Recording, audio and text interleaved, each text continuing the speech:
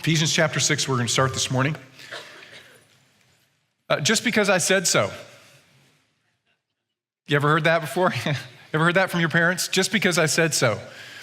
You adults, remember ever hearing that from your parents?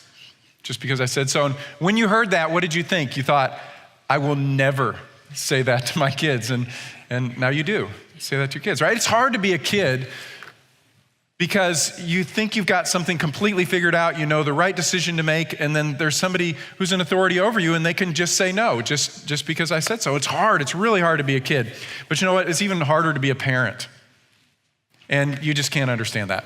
Sorry, it's just something that you can't grasp until you're there, so you just have to trust me that it's even more difficult to be a parent. This morning what we're gonna talk about is being kids and being parents. And I feel pretty confident that every single one of us is somebody's kid, or no matter what age you're at, you belong to somebody. And you may be at a different stage in life than others. It may be that you live in someone else's home and they take care of absolutely everything. Or you may be a student and you're kind of in that in-between period where you're living on your own, but somebody else is helping you out financially and physically. Or it may be that you're out and you're on your own and you're completely independent from your parents. And so as we talk about being a child, the application to you may be a little bit different depending on the stage of life that you are. It may be that you have kids or maybe you don't have kids. So again, you may be wondering about how that second part actually applies to you. So what I want you to think about as we go through the biological or the physical relationships this morning is also our spiritual relationships. Right? Because not only are we biologically related to people, but we're spiritually related to people. And discipleship is, in a sense, it's spiritual parenting, but you also need those who are over us who are spiritually parenting us. So think not just in terms of your physical relationships in the world, but also the spiritual ones that God has given you and how you could apply these different principles throughout, okay? So Ephesians chapter 6, we're gonna begin reading in verse 1. Paul says, "Children, obey your parents in the Lord, for this is right. Honor your father and mother, which is the first commandment with a promise, so that it may be well with you and that you may live long on the earth."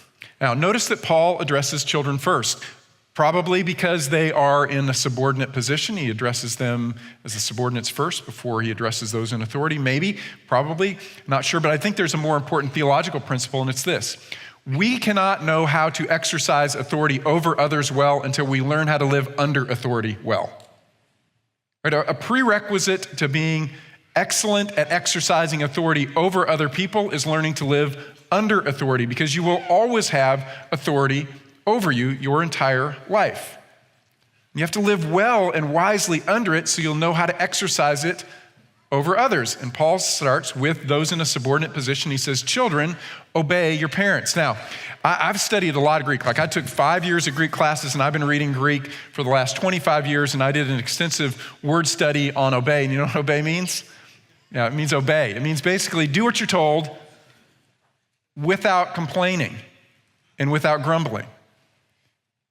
If you're complaining and grumbling and whining, you're not actually obeying. Now, it doesn't mean that you like the instruction given to you, but you are choosing to embrace the will of another, and you're putting your will under that other person. It says, "Children, give in to the will of your parents. Do what you're told, and do so without grumbling and complaining." Now, Paul gives, therefore, 3 motivations for kids for this really difficult command. First is this: because you're in the Lord. Now, what he means by that is in the church in Ephesus, it's a house church, it's a home church, 30 people, 40 people. They're all gathered together. There's no children's Sunday school. There's no youth group.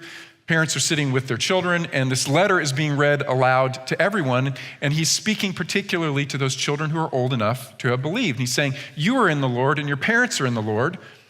Therefore, you're not just biologically related, but you're also spiritually related, and so you have an obligation before God to obey what they tell you to do. Now, that doesn't mean if your parents are not believers that you don't have some obligation to obey and honor and submit, but he's talking about a particular case in point: believing parents of believing children.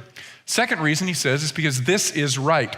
Now, what he means by that phrase is simply, this is what everyone has agreed upon throughout all of human history. Right? This is just the right thing to do. And if you look at Greek culture or Roman culture or Jewish culture, it's pretty much the same thing. Roman culture. Children were expected to speak respectfully to their parents, to honor them as they got older, to provide for them, when they died, to bury them, and then after they had died, to venerate them or honor them. In other words, you could never get away from this obligation to honor your parents. In fact, Cicero would say your first obligation is to the state, because in his mind that was a higher duty. But then he would say to parents, you have this obligation, an obligation that never ends even after they have passed away. Well, similarly in Jewish culture, not this obligation to the state first, but speak respectfully, honor your parents, provide for them in their old age. And in particular, the Jewish concept was honor them as having the earthly place of God in your life. So when you honor your parents, you are in fact honoring God. Have you ever noticed in the 10 Commandments, the first 4 are related to your relationship with God, the last 5, your relationship with people, and the one that bridges the 2 is honor your parents. Because your parents represent the authority of God on earth. They're the first authority that you learn to submit to as if submitting to the Lord. So Paul quotes from the 10 Commandments in verse 2.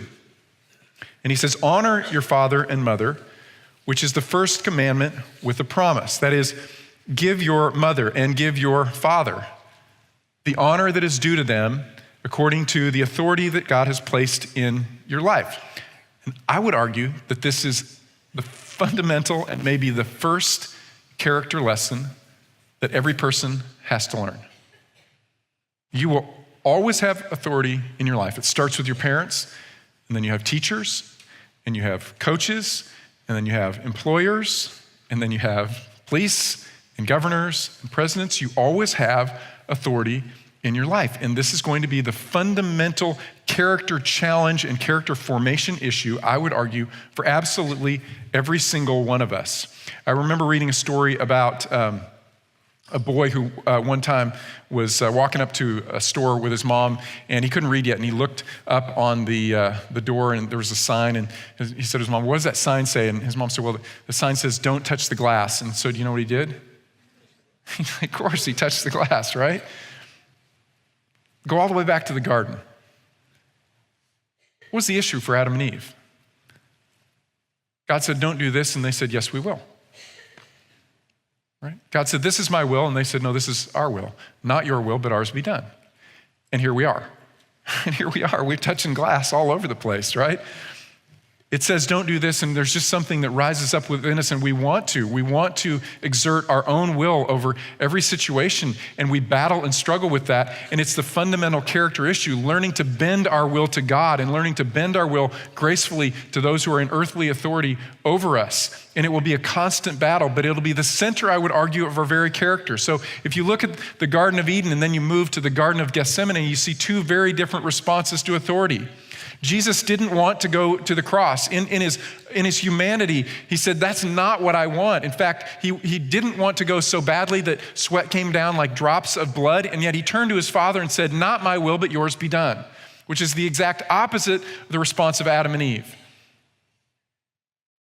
It wasn't what he wanted, but he chose to embrace the will of his Father, and now also here we are. Justified in right relationship with God, possessing eternal life because Jesus in that very moment was willing to bend his will to the will of the Father. 2 gardens, 2 different responses, 2 different results. One brought us into death and one brought us into life. And this is just fundamental to the formation of our character and who we are. Now, kids, some of you are going, oh man, but it's so hard. My parents say, just because I said so. I want to remind you that Jesus had to learn that too. That it's not just you, Jesus had to learn that too. Hebrews chapter 5, verse 8, it says, although he was a son, that is Jesus, he learned obedience from the things that he suffered. Right? Jesus in his humanity had to grow, he had to learn, he had to change. I can't explain that being God in human flesh, but even Jesus had to grow. And maybe you say to yourself, well, okay, but he had God as his father, and my mom and dad, gee whiz. Well, he had to learn to submit to his earthly mom and dad as well, right? Luke chapter 2, it says, Jesus went down with them, that is his parents, and he came to Nazareth, and he continued in subjection to them, that is, he bent his will to his parents, and he kept increasing in wisdom and stature and in favor with God and men. And I will promise you that Mary and Joseph were not perfect parents. They didn't always lead properly, they didn't always discipline properly, they didn't always encourage perfectly, they were not perfect parents, and yet Jesus chose to remain under their authority, and as a result of that, it says he continuously was growing in wisdom and in stature and in favor with God and men. And this is simply fundamental to the formation of who we are. No matter what your age is, you'll always be challenged by this, learning to bend the knee. Now, some of us are completely independent from our parents. So what's the application to us? Well, we honor our parents. We honor them by initiating with them, right? By continuing to pursue them, by continuing to include them in our lives. To the extent possible, we continue to seek out their wisdom and their advice. We may not choose to follow it, but we pursue them and we listen. And I would say that for some of you, what that means to honor your parents is that you forgive them. Some of you probably come from homes where you feel deeply wounded by mother or father or both. And what God's calling you to do today is to trust him and entrust your parents to him. And you may never get resolution and complete reconciliation in that relationship. Maybe God today is instead calling you just to release that debt to him. And the way that you honor your parents is by letting God work that out for you. I've known adult children whose parents have been gone from this earth for years, and they're still controlled by an unwillingness to forgive the debt that they feel is owed to them. And the best thing maybe that some of you could do this morning would simply be to turn to the Lord and say, Lord, I trust you, and I trust you to get justice in this situation. Maybe your parents are still living, maybe your parents are gone, but it's still controlling your heart because you haven't been willing to relinquish it. Maybe you need to honor them by including them. Maybe you need to honor them by pursuing them. Maybe you need to honor them and you can't get reconciliation in the relationship, but you just need to release and forgive. Many of you are in that stage of life where you're somewhere kind of in between. You're living on your own, you're a student here, and maybe you talk to your parents once a week or once a month or whatever, but they're still paying a lot of your bills, right? And so you're kind of in this gray area. Do I obey everything, or do I just honor and respect? What does it look like? Well, let me give you an illustration to show you one way that I think it kind of works out.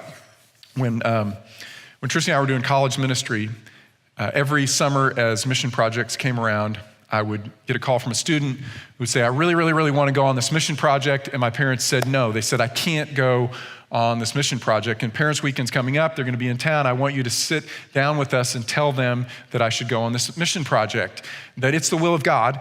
And I would say, I always love meeting parents, sure, bring them in. I just can't promise you exactly what I'm going to say to them when they come in, because I need to kind of listen to the story and everything, right? I go, okay, as long as you tell them I should go. All right, well, we'll see. So they come in, right? They sit down, and the kid just launches out and says, I need to go on this mission project, and my parents are telling me no, but I need you to say that I can go, whatever, and I can just feel the room, everybody's getting kind of tense, right? And so then I would turn to the parents and say, talk to me a little bit about why you don't want your son or your daughter to go on this trip. And what was interesting was it was almost always Christian parents. Okay, let that just soak in for just a minute. Okay, the non-Christian parents, it didn't really come up because they would say, man, that sounds like a cool cultural opportunity, have at it. Be the Christian parents who would come in because they were afraid. But they were afraid of the danger out there. They felt really uncomfortable with their kid begging for money from their friends and family. And so they were super resistant. So I would listen to their story, why they didn't want their kids to go. And then I would turn back to the student and I'd say, I just have one question for you. Who's paying your bills? I mean, I'm telling you, every time we're having this conversation, it never came up with students who were paying their own bills. So it always, they are. And so, then you can't go. What? And the parents would just kind of, man, I had everyone's attention. I had everyone's attention. And then I said, they're in authority over you because they're paying your bills. And if you say to me, this is the will of God, and I know that if I don't follow and I don't go overseas right now on this trip, I'm disobedient to God, then I would say to you, then you need to go, and it's your moment to be financially independent. Time for you to step away and go and be completely independent. So on the other hand, if you stay under their authority and your parents tell you, you cannot share your faith, I don't want you reading the word, I don't want you praying, I don't want you worshiping, then you must, in fact, disobey them and accept the consequences because they've usurped the authority of God in your life. And they've taken on a role that only belongs to God. Now, what was interesting was in almost every case, when we had this conversation, sometimes the parents would actually be softened in that moment and they would let their kids go. Usually it didn't happen right then. It'd be maybe the next summer that they would willingly concede this. And in the course of this experience, most of those parents became incredible advocates for missions because they saw their kids' willingness to submit to their authority. And a beautiful transformation happened even in their own personal walks with the Lord through their kids' willingness to submit their will to the will of their parents. All right, so you're still under someone else's authority if someone else is paying all your bills, so to speak.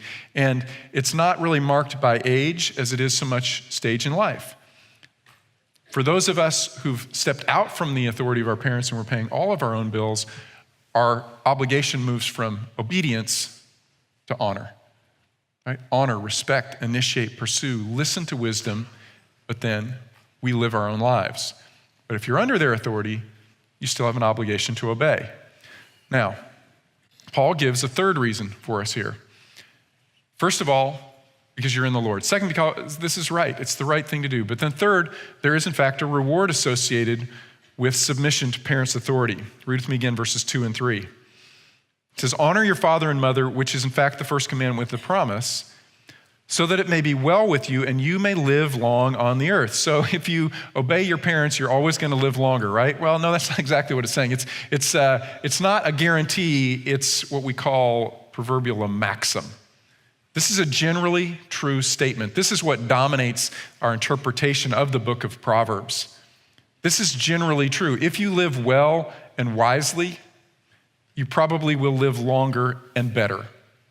If you live foolishly, generally speaking, life is shorter and worse. Let me illustrate.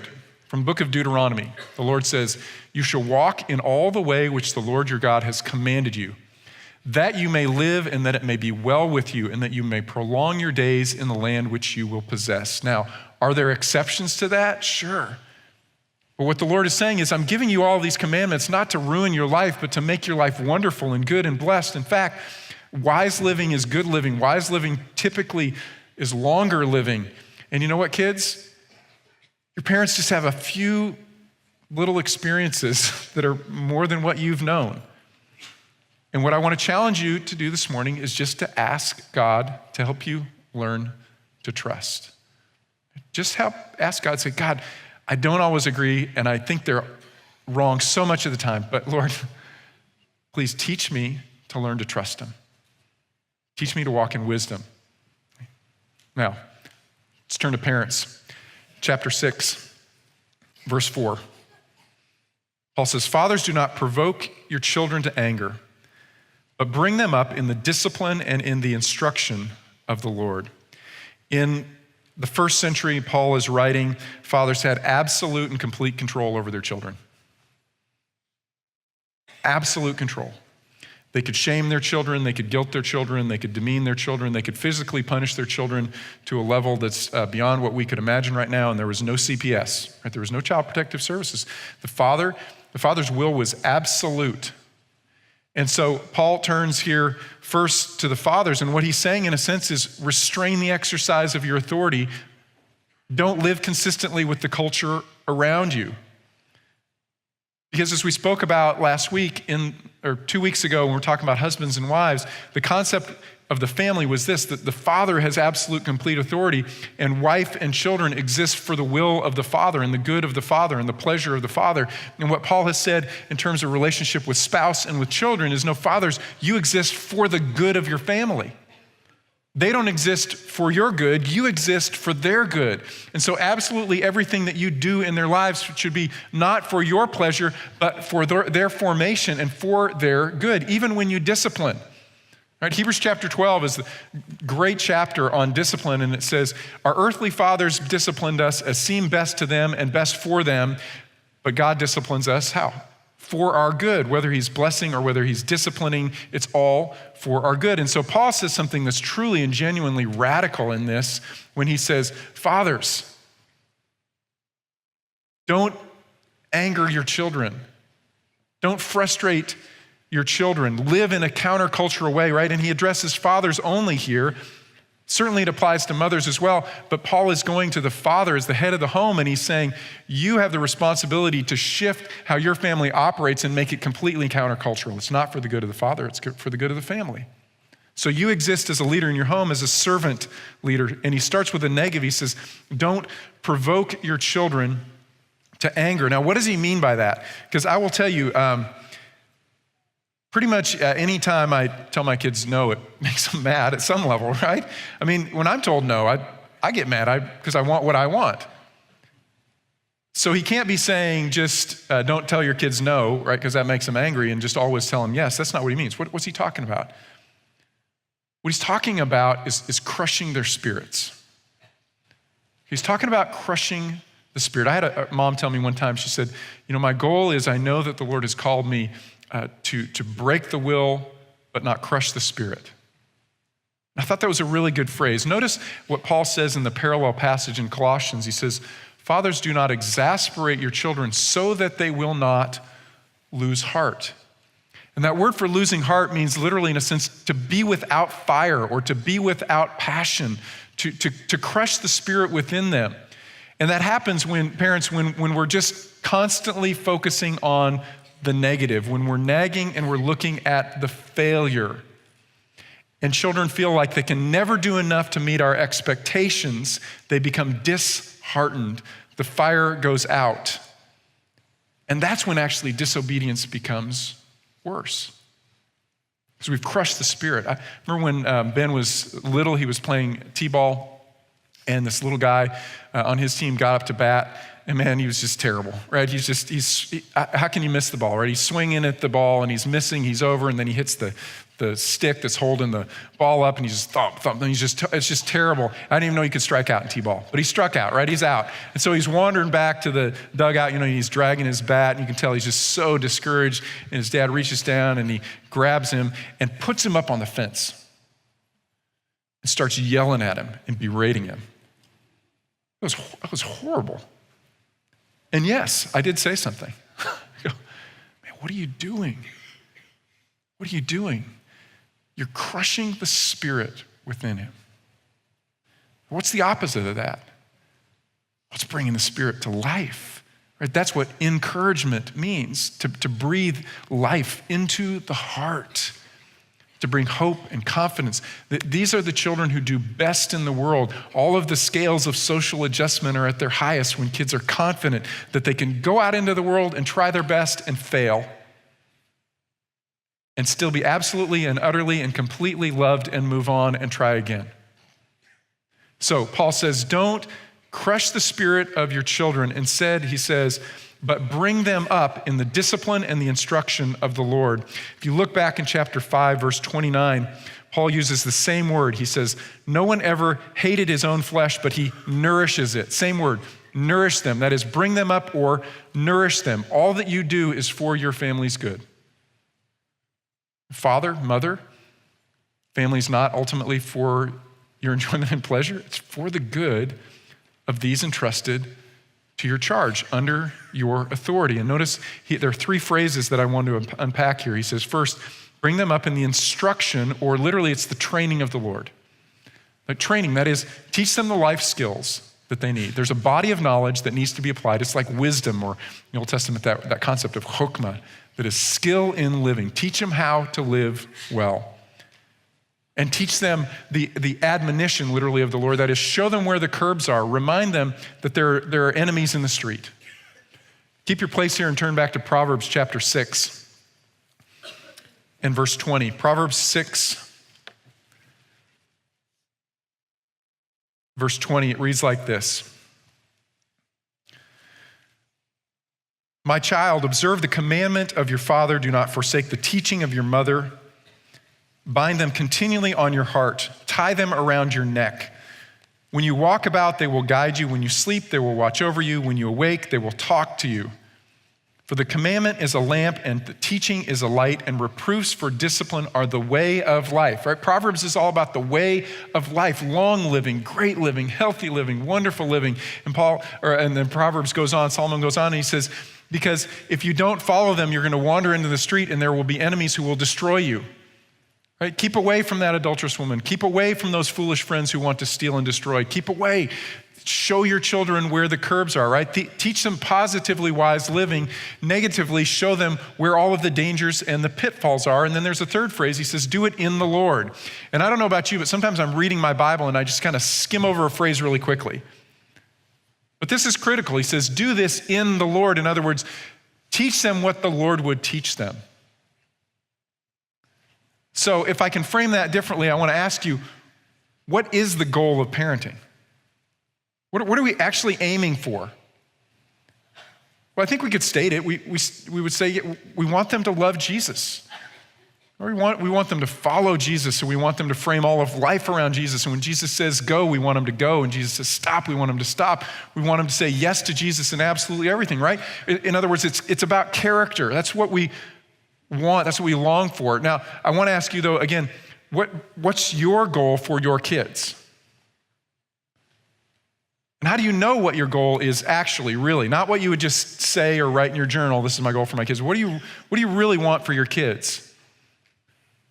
What do you praise in their lives? Is it just their accomplishments? Right? Do you praise their accomplishments? What do you pursue with them? Where do you invest the greatest amount of time and passion and money for your kids? That's what you really have as a goal for your kids. And I will tell you, within the church, what I see is really, really the primary goal for our kids a lot of times is not character, but it's accomplishment. It's academics, it's athletics, it's dance, it's music, it's art, it's things that are, in a sense, hobbies. Now, some of those may become careers for about 0.01% of your kids. They might. But we invest everything there.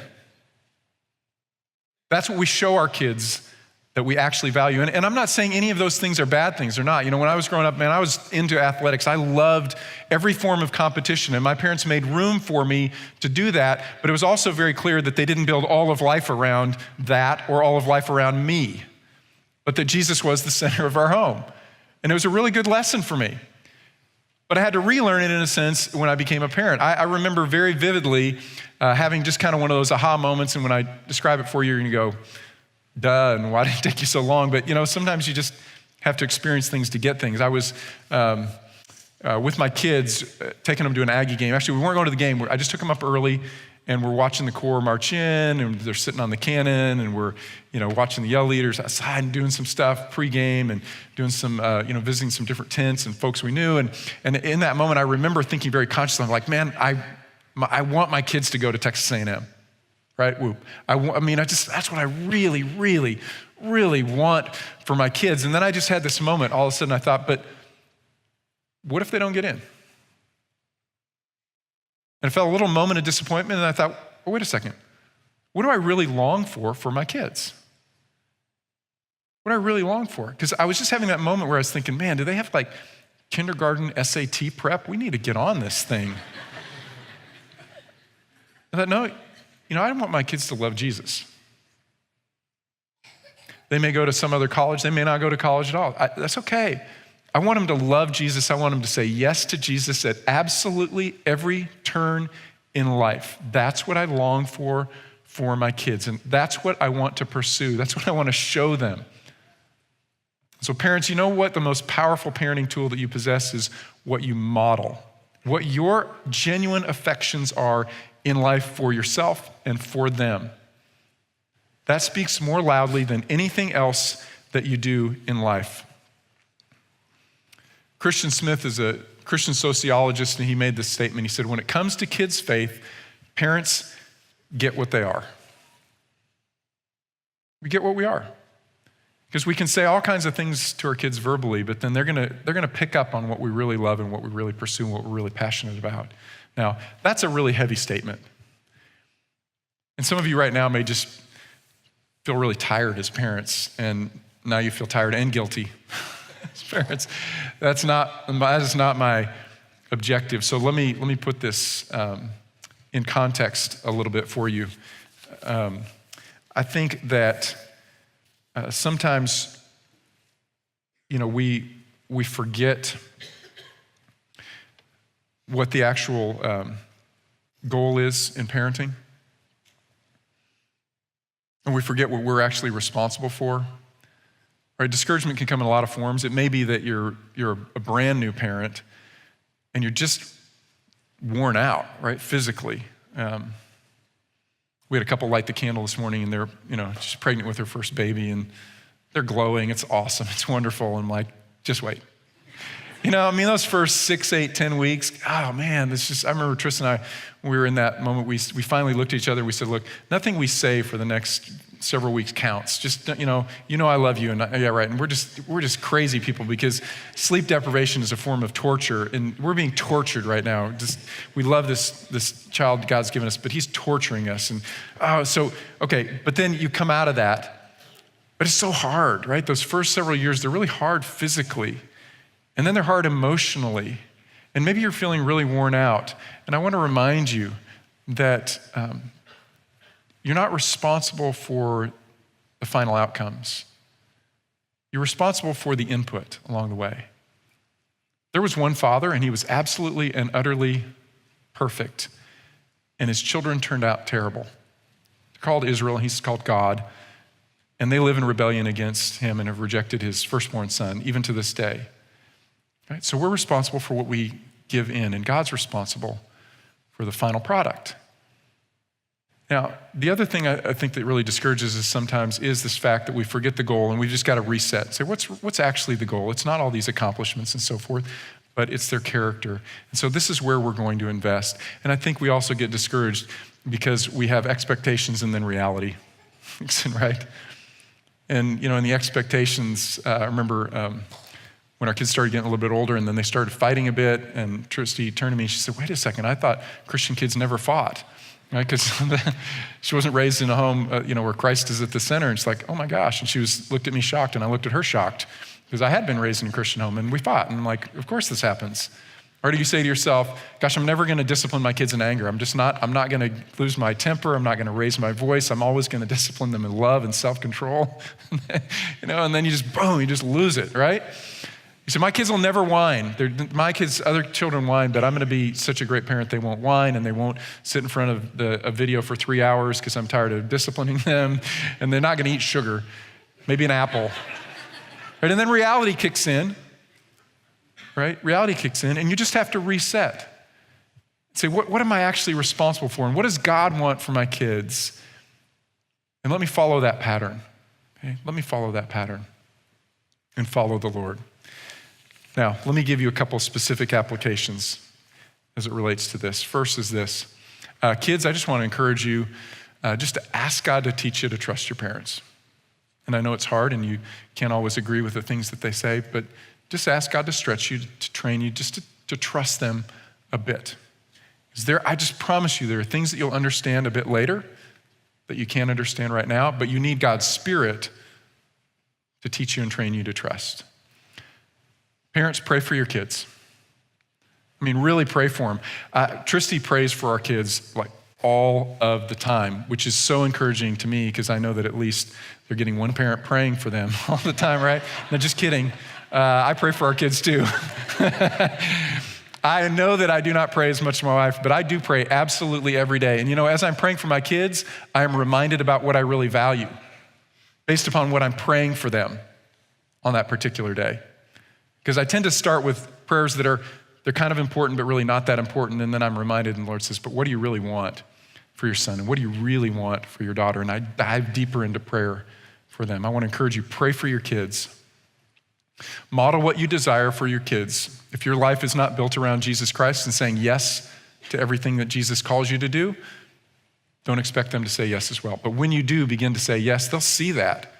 Right? They'll see you begin to take courageous steps of faith, and they'll learn to follow. Love and discipline. Now, right, this is just Kids and Parents 101. This is 40 minutes to talk about this. There's so much more that can be said, but let me summarize. You just can't tell your kids enough that you love them. Tell them lots and lots and lots of times a day till they just kind of get tired of hearing, yeah, I know, Dad. Yeah, I know, Mom. You already said it. Just wear them out with that. Wear them out with affection. Even people whose love language isn't physical touch, they need to be touched. They need to be held. They need to be loved. Do that for them. Practically speaking, praise your kids. Talk about all the things that they're good at to them. Talk about their character to them, the things that you're proud of to them. Brag about them to other people around. Especially brag about them when they're standing there in front of other people. Crushes my heart when I hear parents knocking on their kids in front of other people. You know what? No kid is perfect, but you work that out with the Lord. Don't talk bad about your kids in front of other people. You just praise them, build up their spirit, give them courage and hope and confidence to go out into a really dangerous and tough world. All right, love them and discipline them, which, in brief means this: set reasonable boundaries for your kids. Kids progress and they make change, and when they're really, really little, this is very intuitive. We don't say to our babies, hey, go make a sandwich, and if not, right, we get it, but then they get a little older and we don't reset. What are they capable of at this stage of emotional and spiritual and intellectual development? Then we can apply the consequences consistently, and then we just set aside some extra money for their therapy. Because you know what? You're not perfect. And they're not perfect. No perfect parents, no perfect kids, so live in grace. Give them grace, give yourself grace, live in grace, right? Not perfection, but progress. That's what we're aiming at. Now, I want to make a couple more applications just briefly to discipleship, but as I do that, if I can ask our servers to go back and get prepared for communion. Okay, 2 thoughts. The first is this: we are all called to spiritually parent. This is discipleship, just in different terms. And what's remarkable to me is how many believers I interact with in the church who've never been discipled or discipled someone else, and it's often because they just don't even know what that means. What it means is that you are helping someone else learn to follow Jesus and put Jesus at the center. And no matter how long you've walked with the Lord, maybe you're a kid and you go, man, what do I have to offer? Well, you have your story of finding Jesus. Give that to someone else. Or you have prayer and you've got a friend who's struggling with something. Say, well, you know what I do with that is I pray to God about it and teach him to pray. Teach them the gospel, right? You always have something to give. And if you're an adult, you've walked a little bit longer, there's something that you can give away. And we have actually lots of people who, in a sense, disciple us, lots of different input. And we need to just do that with others, right? That's what the community is about. So on the flip side, we also need spiritual parents. We constantly need people in our lives that we listen to. They may be older, they may be younger, but we need to have people in our lives that we listen to their voice and their wisdom, and we're willing to submit. We're willing to bend the knee, because this is fundamental to the formation of our character as we follow Jesus, who bent the knee before his Father so that we could have life. All right, so as we close, if I can ask the servers to come to the front and give us the bread and the cup, what I want you to think about as we're being served is this. We have a perfect Heavenly Father who loves us absolutely and unconditionally and perfectly forever. That's why he sent his son. The second reason he sent his son is because he's just, and he knows that failure and sin has consequences, and so he gave us his son to pay that debt so that we could have life. And the son said yes, and he bent his knee before the Father, and we have life. And so let's just give thanks for that truth this morning, that God sent his son and Jesus said yes so that we could have life, as we remember through bread and cup. So we're gonna be served here, and we'll wait until everyone's served, and then we'll take it, bread and cup together. On the night that Jesus was betrayed, he took the bread and he broke it, and he said, this bread is my body broken for you. Let's take the bread together.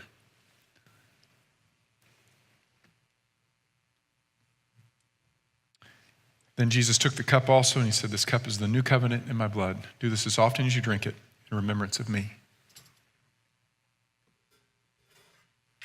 Father, we are grateful that you were willing to send your son. Jesus, we're thankful that you were willing to humble yourself as creator and bend your will to the will of the Father and to absorb the debt of our sins.